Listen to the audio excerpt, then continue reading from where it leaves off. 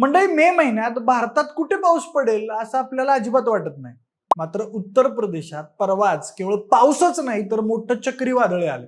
बुधवारी संध्याकाळपासून आलेलं हे वादळ आणि मुसळधार पावसामुळे तब्बल 111 जणांना आपला जीव गमावा लागला. जखमींची संख्याही त्यापेक्षा अधिक असल्याचं समजतंय. या वादळामध्ये कित्येक घरं उद्ध्वस्त झाली तर झाडं उन्मळून पडली आहेत. पावसाची अपेक्षा नसताना अचानक हे वादळ कुठून आलं? हवामान विभागाने याचा इशारा दिला नव्हता का? आणि या वादळामुळे झालेल्या मृत्यूंची संख्या एवढी जास्त कशी? हे सगळंच आपण या व्हिडिओमध्ये जाणून घेणार आहोत. नमस्कार, मी प्रथमेश आणि तुम्ही पाहताय विषय जुबारी. मंडळी, सुरुवातीला बघूयात की वादळ नेमकं आलं कशामुळे. याचं मूळ कारण होतं उत्तर पाकिस्तान आणि जम्मू भागात झालेला वेस्टर्न डिस्टर्बन्स. हे भूमध्य समुद्रापासून निघणारं एक कमी दाबाचं क्षेत्र असतं जे इराण, अफगाणिस्तान आणि पाकिस्तान मार्गे भारतात येतं. हे अगदी थंड असं बाष्पयुक्त वारं असतं. मे महिन्यात आपल्याकडे सगळीकडची हवा गरम असते. बाहेरून येणारा हा थंड हवेचा पट्टा जेव्हा उत्तर भारतातल्या गरम हवेला भेटतो तेव्हा मोठं वादळ तयार होतं. उत्तर प्रदेशात याच कारणामुळे हे वादळ आलं. मग हवामान विभागाला हे माहिती नव्हतं का? तर माहिती होतं. IMDने आधीच सांगितलेलं होतं की 13 आणि 14 मे रोजी विजांच्या कडकडाटासह वादळी वारं आणि मुसळधार पाऊस येऊ शकतो. पण हे इशारे सामान्य माणसांपर्यंत पोहोचायला कदाचित उशीर झाला. गावाकडे राहणाऱ्या, मोबाईल न वापरणाऱ्या किंवा नेटवर्क नसलेल्या भागात राहणाऱ्या लोकांपर्यंत ही सूचना पोहोचली का, हा खरा प्रश्न आहे. यामुळे मग 13 तारखेला जशी पावसाला सुरुवात झाली तेव्हा लोकांनी पटापट जवळच्या झाडांखाली, कच्च्या किंवा पत्र्यांच्या घरांमध्ये किंवा फ्लायओव्हर खाली आश्रय घेतला. मात्र वाऱ्याचा वेग एवढा जास्त होता की कितीतरी झाडं उन्मळून पडली, कच्च्या घरांच्या भिंती पडल्या आणि पत्र्याचे शेड्स किंवा मोठमोठे होर्डिंग्स देखील उडून गेले. या सगळ्यात बरेली शहरात नना मिया नावाचा एक व्यक्ती पत्र्याच्या शेड जवळ उभा होता.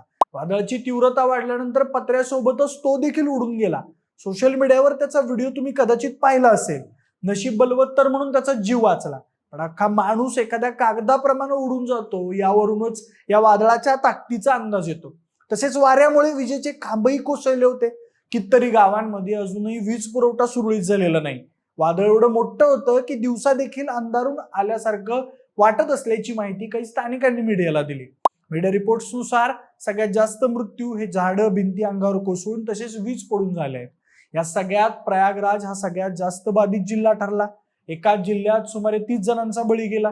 भदोही जिल्ह्यामध्ये साधारणपणे 16 बळी गेले तर फतेहपूरमध्ये 9 जण दगावल्याची माहिती आहे. कानपूरमध्ये झाडाखाली उभ्या असणाऱ्या एका तरुणीवर वीज कोसळली. तिच्यासोबतच कितीतरी शेळ्याही दगावल्या. उत्तर प्रदेशच्या 19 जिल्ह्यांना या वादळाचा फटका बसला आणि मीडिया रिपोर्टनुसार एकूण 111 जणांचा मृत्यू झाला.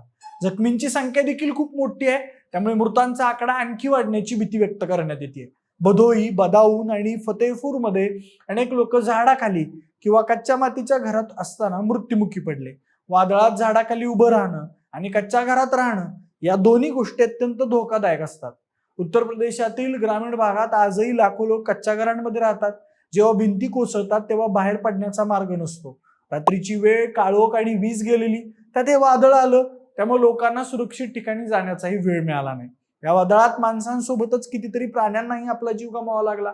आतापर्यंत मिळालेल्या माहितीनुसार सुमारे 100हून अधिक जनावरांचा यात बळी गेला तर जवळपास 87 घरांचं नुकसान झालं.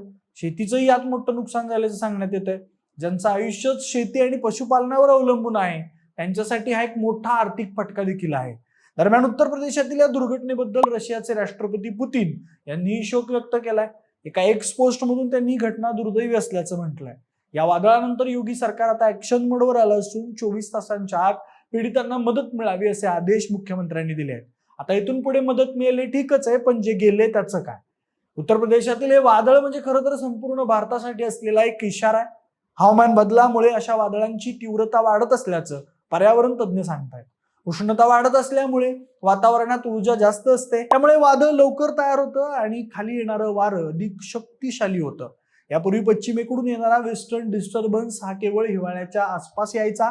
मात्र आता वर्षातून कधी असा थंड हवेचा पट्टा भारताकडे येऊ लागलाय आणि उन्हाळ्यात असा पट्टा भारताकडे येणं किती विनाशकारी आहे याची झलक आपल्याला युपी मध्ये दिसलीच आहे.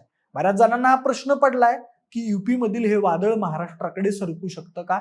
तर नाही. IMDने दिलेल्या माहितीनुसार हे वादळ पुढे बिहार, झारखंड, हरियाणा असं करत पश्चिम बंगालकडे सरकलं. बिहारमध्ये 16 मे रोजी वादळी वाऱ्यासह पावसाचा इशारा देण्यात आलाय.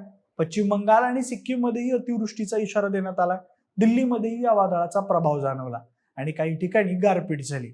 सोबतच ईशान्य भारतातील 7 सिस्टर्स म्हणजेच आसाम, मेघालय, अरुणाचल प्रदेश, मणिपूर अशा राज्यांनाही पावसाचे इशारे देण्यात आले आहेत. या सगळ्यातच आज म्हणजेच 15 मे पासून एक नवा वेस्टर्न डिस्टर्बन्स म्हणजे पश्चिमी वाऱ्याचा आणखी एक पट्टा वायव्य भारतात येण्याचा इशारा आयएमडीने दिलाय. म्हणजेच हे चक्र अजून थांबलेलं नाही. युपीमध्ये झालेल्या दुर्घटनांना केवळ एक नैसर्गिक आपत्ती म्हणता येणार नाही. यामध्ये निसर्गासोबतच गरिबी, जुनी घरं, अपुरी माहिती आणि बदलतं हवामान या सगळ्या घटकांचं एक दुर्दैवी मिश्रण आहे. या घटनेतून आपण धडा घेणं गरजेचं आहे. हवामान विभागाच्या इशाऱ्यांकडे दुर्लक्ष न करता त्याला गांभीर्यानं घेणं, स्वतः सुरक्षित राहणं आणि इतरांनाही सावध करणं एवढं तरी आपण नक्कीच करू शकतो. बाकी उत्तर प्रदेशातील या चक्रीवादळाबद्दल तुम्हाला काय वाटतं? तुमची मतं आम्हाला कमेंट बॉक्समध्ये नक्की सांगा आणि सोबतच आपल्या विषय जुमारीच्या YouTube चॅनलला सबस्क्राईब करायला अजिबात विसरू नका. धन्यवाद.